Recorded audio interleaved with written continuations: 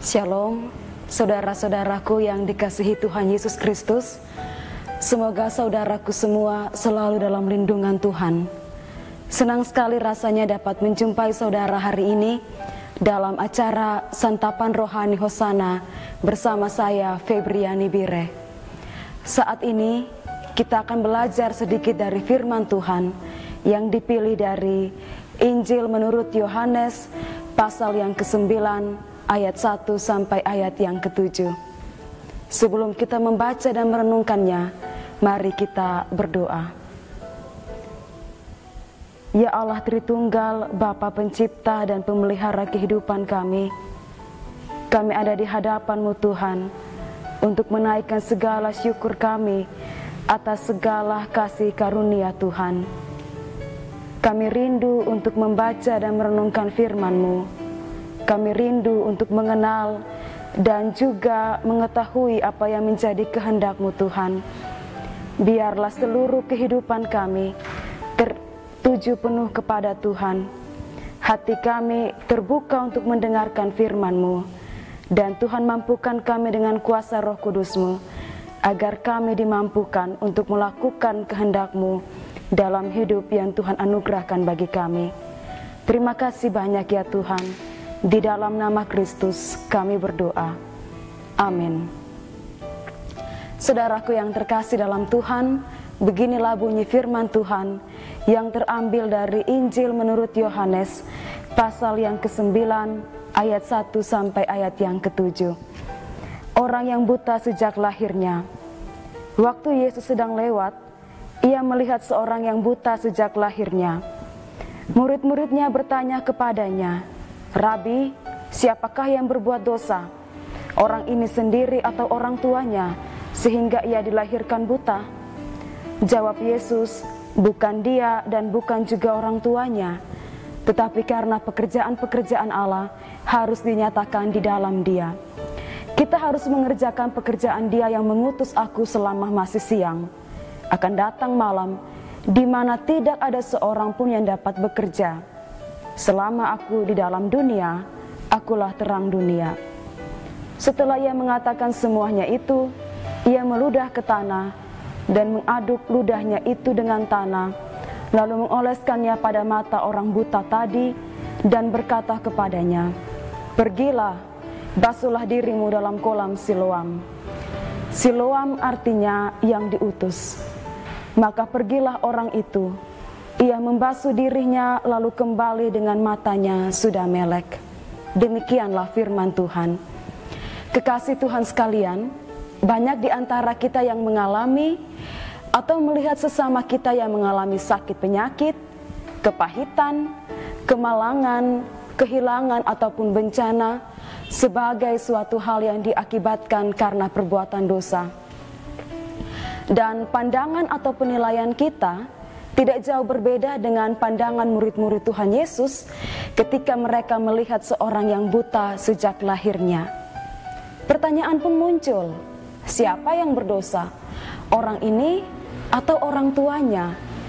Itulah pandangan kita. Lalu bagaimana dengan pandangan Yesus? Yesus tidak memandang itu sebagai akibat dosa, melainkan karena pekerjaan Allah harus dinyatakan dalam diri si buta ini.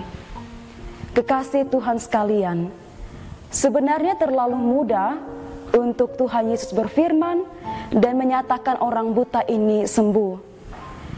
Tapi yang dilakukan Yesus adalah meludah ke tanah, mengaduk ludahnya dengan tanah, lalu mengoleskannya pada mata orang buta, serta menyuruhnya untuk membasuh diri di kolam Siloam.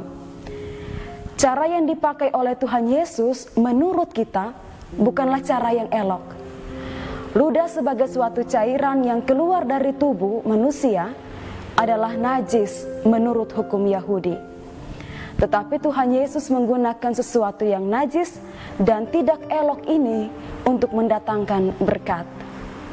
Kekasih Tuhan sekalian, jika hari ini kita mengalami persoalan, pergumulan, sakit penyakit dan penderitaan, ataupun jika kita melihat orang lain juga mengalami hal yang demikian, maka janganlah kita membiarkan diri kita terjebak dalam sebuah kebiasaan atau budaya di mana kita suka sekali mengaitkan penderitaan sebagai buah dari perbuatan dosa.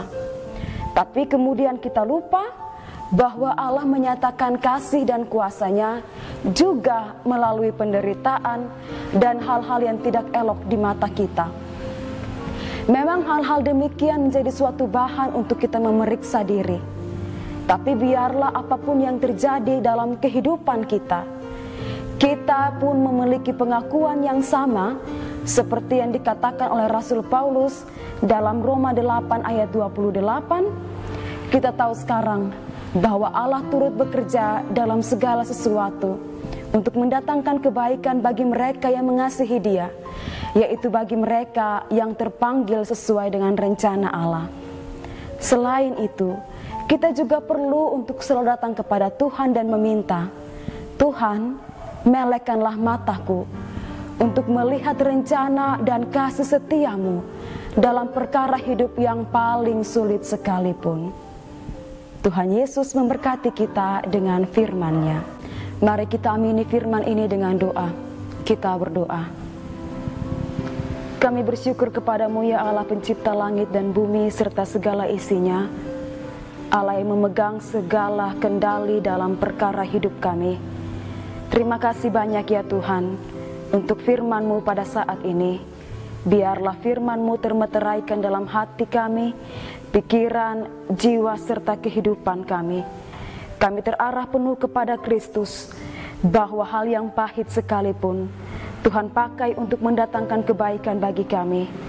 Bahkan kami mohon kepadamu Tuhan, jika kami mengalami sakit penyakit, kami mengalami kepahitan, kami mengalami kehilangan, itu semua mengajarkan kami supaya kami periksa diri kami sambil kami menyerahkan hidup kami kepada Kristus.